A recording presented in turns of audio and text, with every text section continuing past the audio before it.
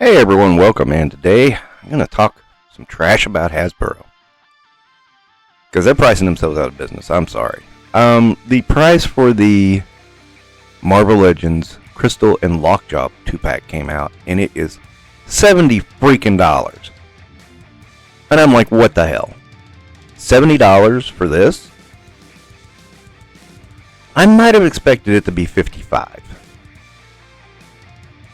It should be $50. But $75? No. You gotta be kidding me. And then there's a listing on Entertainment Earth that looks to be a Secret Wars wave, and it's coming out, if the math is correct, $33 a figure. Ridiculous. I've been noticing this trend with Hasbro lately on the Marvel Legends side. It's been really, I'm just gonna be very blunt about it, annoying. You go down a little bit and you see the Outriders. A lot of people have been wanting those. $60. Again, should be $50. While back when the Punisher and Bushwhacker 2-pack premiered, I looked and I saw that $55 price and I thought it was a mistake. I said, you gotta be kidding. And of course the rumor is by the end of the year we're going to be seeing $30 price tags on regular figures. And I'm really not doubting it. We can point to another one. The Sentinels 2-pack. That was SDCC exclusive. $55. That should not be $55. And I've said it before and I said it again. I mean, price point is king with me. Sorry, Gaines, I stole your catchphrase. The thing is I'm looking and I see Phoenix, 50. Should be around 35. Odin, 60. Honestly, he should be around 45 to 50. Hulkbuster. Again, should be around 45 to 50. These things are way overpriced. It's really starting to sink in that we're about to see a price jump for no reason. It's just going to happen.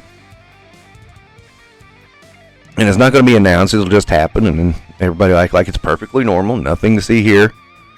And once they get pressed about it, they'll say, oh, well, manufacturing costs and all the I'm noticing it with G.I. Joe, too. That Road Pig, be a deluxe. How damn much you think that Nemesis Enforcer is going to be? I bet you that's going to be a lot. And before people say I'm being unfair, let's just remember the history of this company. I'm seeing Hasbro just price themselves out of business. Because, normally I'm the only one screaming this is too high, but I'm seeing a lot of people react to this stuff very negatively. And it's like, this is a hobby. It gets some costs involved in it, but when you start seeing crap like this, they're gouging just because they think they can. And yeah, it's like, nah, dude, I ain't playing your game. I wanted a crystal real bad, but I ain't paying that $70 for it. I would have passed on the Lockjaw, but yeah, Lockjaw ain't worth that much. I don't care what you say. This is ridiculous. And it gets more and more ridiculous as they go. I'm waiting to see what's next. I know some people are going to defend Hasbro. Oh, well, look, they got extra accessories in with the Punisher. Yeah, how much do you think that costs? It doesn't cost that much, dude. There's no extra accessories with the Outriders. And, I don't think what you get with Crystal is really that awesome. I did want the Crystal figure just because, but I'm saying no. I ain't going for this. I don't care. I mean, there are some characters I'll go past the paywall for. Man-Thing, I went past the paywall for. Because I love that character. Death's Head, I went past the paywall for. Because I really love that character. These are not characters to go past paywalls for. These are normal characters. That should be normal prices. And I'm sure to Hasbro that is a normal price. Now. Because they think they can. you gotta watch it, because they will try to take your money any way, shape, or form they can, and they do all the time. You know, and I mean, the re-release of Professor X, I could have swore that was cheaper when it first came out. It wasn't $50. I might be remembering wrong. And the problem is that, you know, they keep saying things on the internet are always on the internet. But then you go looking for them, you can't find the original price of that thing. I know there was a rumor there for a while that GameStop had found a few of these and were selling them for $30. Which seems like a pretty sane price to me. But it gets hard to remember all these prices after you do collecting all your life. Because, let's face it, they change.